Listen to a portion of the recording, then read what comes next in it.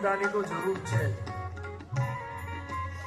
બધી જરૂર તો છે, પણ સૌથી વધારે જરૂરિયાત અન્નની જરૂર છે, શ્વાસની જરૂર છે, વસ્ત્રની જરૂર છે, ઘરેણાની, આભૂષણોની, પણ એ બધું હોય પણ પ્રેમ જ ના હોય તો એ બધું કરવાનું છે. બધું જ હોય ને પ્રેમ ના હોય ક્યાં કરે? માણસને સૌથી મોટી જરૂરિયાત એની છે.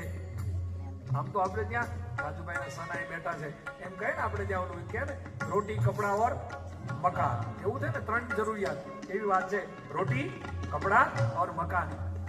એમાં કલ્પિતભાઈ ઉમેરવું છે એ 3 તો જો જરૂર હોય તો મારા ગિરનારના બાવાઓ કપડા વગર ફરતા ના સાહેબ, નાગા બાવો બન્યા. એને ક્યાં કપડાની જરૂર છે, એને ક્યાં રોટીની જરૂર છે, અને એને ક્યાં મકાનની જરૂર છે? તમે વૃંદાવન જાઓ તો આજે પણ વૃંદાવનના સંતોને મકાનની જરૂર નથી. એ તો વૃક્ષ નીચે પોતાનું મકાન, એટલે કે આ વિશ્રામ કરે છે.